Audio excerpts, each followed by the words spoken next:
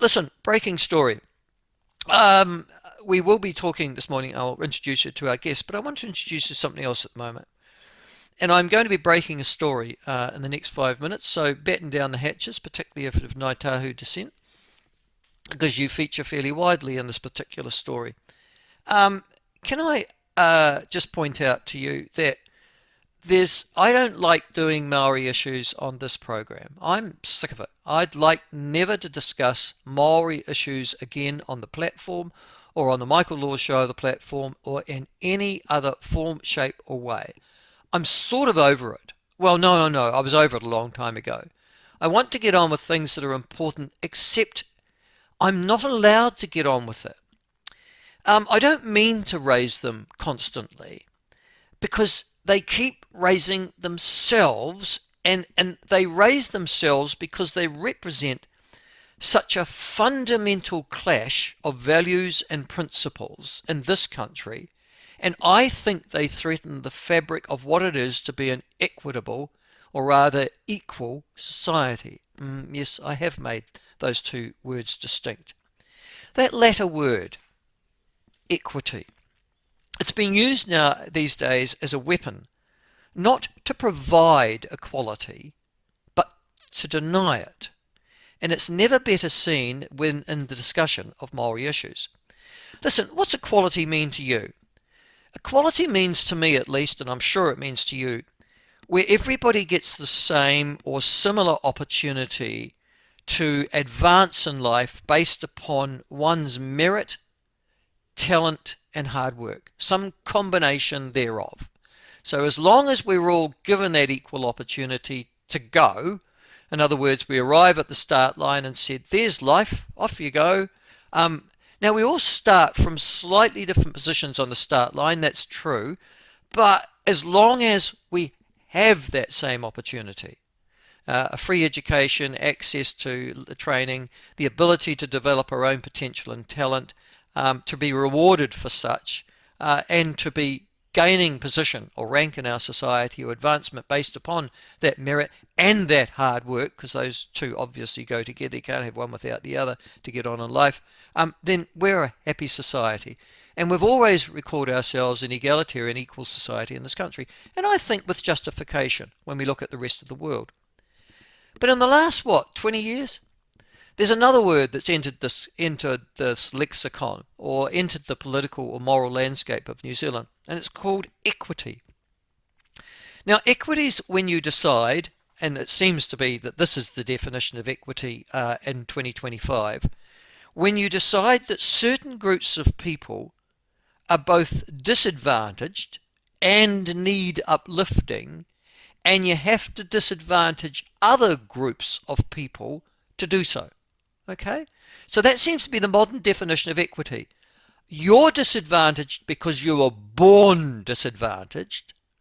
I'm now going to equitize, to equalize your opportunity. But to do that, I've got to deny another group of people the opportunity to succeed. So I'm actually going to deny equality, and you would think equity, meaning fairness to them.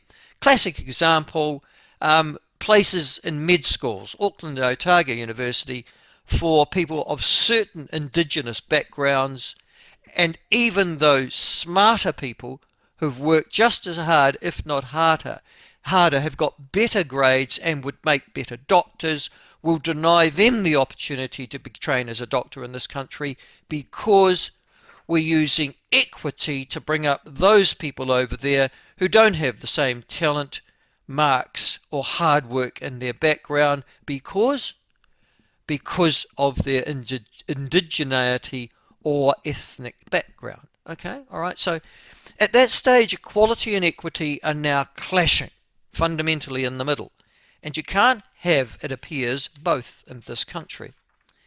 On the basis of that, I want to introduce you to Oceana Gold, and this is the breaking story this morning.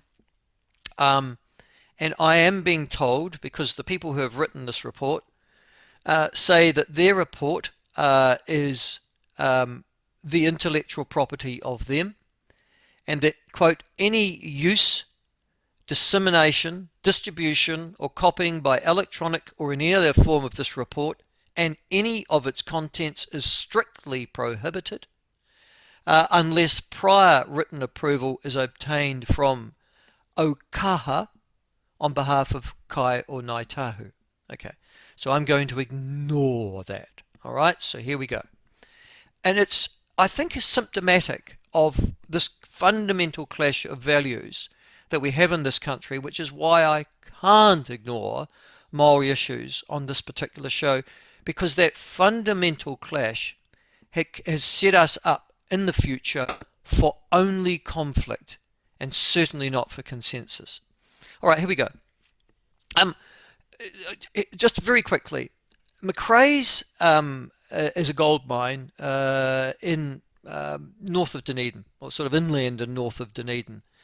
It's known as Oceana Gold New Zealand Limited, and they've had a gold mining operation for a long time there. They are seeking to move to what they call Phase 4, just to confuse it more. They know it also as Stage 3 of their particular operations. So they're going to take over land that is adjacent to them for the point and purpose of continuing their gold mining operation. Now, this isn't the big one, Santana, which is just down the road from me. This is Macraes mine that's been going now for some time. To do that, they need to go and get what's known as a cultural assessment report. All right? Now, a cultural impact assessment. All right. It's mandatory that they get one. So they've got to go and commission one from the local iwi, which is Ngai Tahu. All right? And Ngai Tahu down in this neck of the woods have a commercial entity called Okaha, Aukaha, which monetize essentially the commercial operations, and it has to be said, the cultural aspirations and ambitions of 3 particular runanga within that particular iwi. And so anyhow, they have done a a cultural assessment report of the expansion of Macraes Phase 4, the Oceana Gold Mine in Otago. Listen, I won't take you all the way through it, but I will say this to you. At the end of the day, this 84-page cultural assessment says no. We don't support, this is the iwi, the extension or expansion of Macraes Gold Mine in Otago, no matter the fact that it will create jobs and revenue for the region and for the country, because it offends 4 of our cultural, if you like, beliefs. Mana, so the mana of Kai Tahu is deleteriously affected.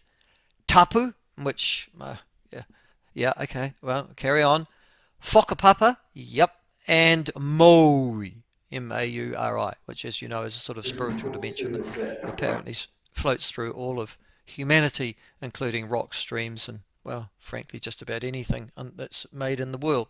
All right, now, because the Macraes Gold Mine expansion offends those 4 Maori concepts of Mauri, Whakapapa, Tapu, and Mana, this particular cultural assessment says, no, you can't proceed. You are offending our culture. You cannot have an expansion of your gold mine. Okay. Right. Okie dokie. So it's now left for some agency of the state, presumably a fast-track legislation somewhere, or a resource management process somewhere, to be able to determine whether or not this process follows. But this cultural assessment stands in the way. It's essentially almost, if you like, a spiritual / cultural veto from Ngai Tahu of a particular project, 84 pages of it. And this is the point that I want to raise with you. So I've given you the background, and now we get to the next point. Except if you pay money to Ngai Tahu. Now, I've never seen, now we've believed for a long time, many of us, that Maori iwi throughout the country are shaking down commercial operations and utilising their cultural assessment and impacts in their particular world or te ao Māori and religious views to monetize their culture and to extract money from people on what appears to be some form of grift or graft, that they will stand in the way of progress in this country and of economic advancement by utilizing their cultural background for monetary purpose. And the best example of that, I have to say, that in recent time would be 3 small runanga in North Otago and the Waitaki who managed to shake down Meridian Energy for $50 million over 25 years. I guess, right, $2 million a year. No, $100 million over 50 years. What am I talking about? $100 million over 50 years for the point and purpose of not standing in the way of Meridian renewing its consents for its dams and hydroelectricity concerns along the Waitaki Valley. All right.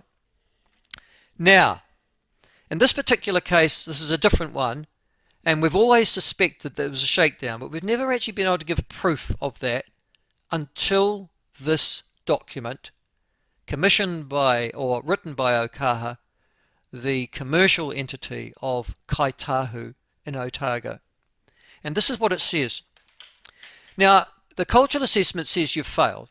This gold mine will offend us culturally on the 4 reasons that I've just given you. And so what's the answer to this question? How do you get past this? Well, here it is. And I'm just going to, it's all written in one sentence, on one paragraph on page 54 of this particular cultural assessment report. And I'll read it to you. Quote, the expectation is that Oceana Gold will compensate Ngai Tahu where these impacts on cultural values cannot be avoided, remedied or mitigated. There's the word, compensate.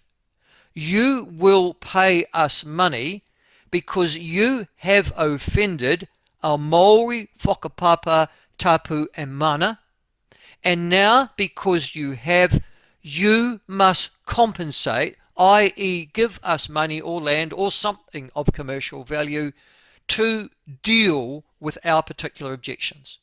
Black and white, page 54 of Ōkaha's so-called confidential cultural assessment report. Listen, I have never seen it so boldly written before, but just think of the perverse incentive that every iwi now has in this country, and Ngai Tahu and Ngai Tahu, or as they're sort of locally known because it's a dialect issue, have never better illustrated it.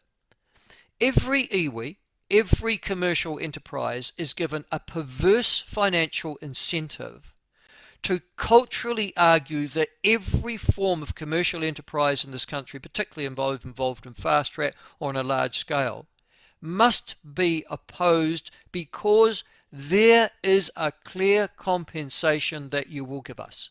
And this is the latest one that I'm breaking today.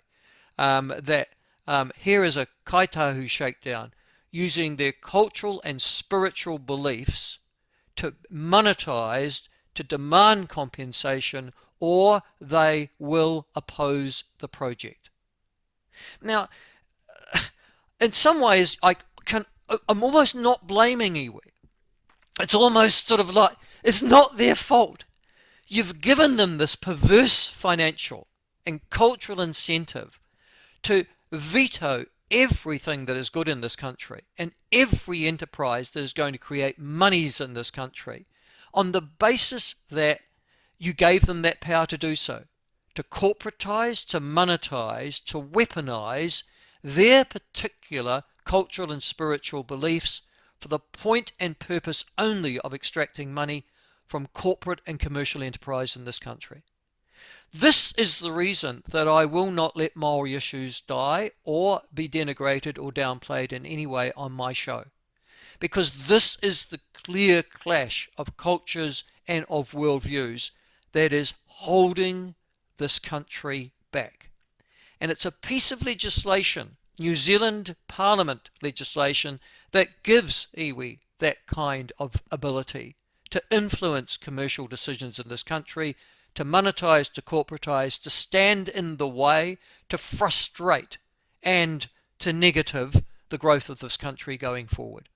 And when those cultural values create and play out in exactly this way as with the Oceana Gold prospect in Otago, then you know that not only are we not living in a democracy in this country, but we are living in a country in which this is going to get worse, not better. And unless somebody in some government has the balls and the decency to stop this, it will continue to the ultimate and ongoing disadvantage of our country.